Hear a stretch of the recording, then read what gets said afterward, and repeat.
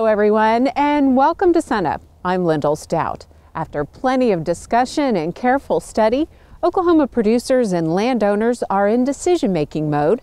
Of course, we're talking about the Farm Bill. We begin today with Sunup's Dave Deken and our ag economist, Eric DeVuyst. Decisions are being made about the 2014 Farm Bill and what programs to sign up for, and OSU has helped create a tool for that. And Eric, kind of talk about what the Farm Bill tool is. Well, the Farm Bill tool was developed to help producers understand, under different yield and price scenarios, what they will get for payments.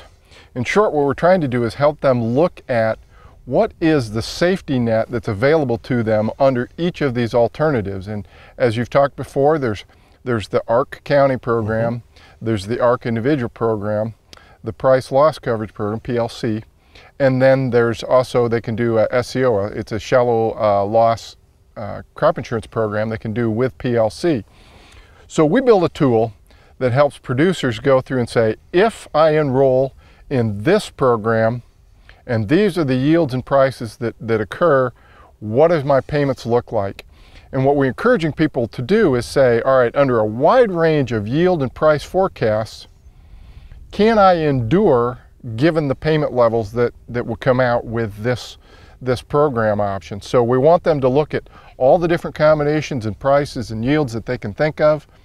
So with the tool, they have to come in with the same information they're going to go into the FSA office. They got to have their yield history, and they've got to have their payment yields. Of course, FSA will help with that. The program will help take them through a decision whether they should do a reallocation. And so as we know, we can reallocate base, we can't create, and so we can reallocate base, and it takes them through the yield update, because the payment yields can be updated this year. And so it'll take them through that, and the program's actually going to compute their payments under their current yield allocation and then under the yield update. And so it'll show the combinations of the reallocation versus the current base and the updated yield. Then they have to enter a lot of information here about future yields and prices. If they can forecast those, they probably shouldn't be farming. They could make far more money in the markets. And so the program helps them with some forecasts. So we've got to forecast both individual yields, and we've got to forecast county level yields. We've got to forecast prices. And so the tool will help them by first saying, all right, I just want to use the mean yield from the last 5 years, and the tool will plug that in. I want to use a 5-year linear time trend, the tool will plug that in for them. But we encourage them not to stop there, because those are going to be kind of midpoint values. We want them to go, what happens if yields are low? What happens if prices are low? What happens if yields and prices are low?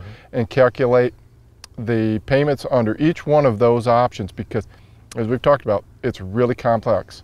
And this is a 5-year decision that you're making, you know, in less than a month. Yeah, and so as Dr. Campeacci has told repeatedly, and will again today, we've got deadlines looming. You're on the hook for at least 5 years. We potentially could get an extension at the end of 5 years, as Congress seems to fight over these things for a considerable time before they actually do something. So you might be in this program for even longer. So what you sign up for is going to be at least 5 years. It might even be 6 or 7 years. There actually are system requirements for this program too. Right. The tool is programmed in Excel, and there's a programming language under it called VBA.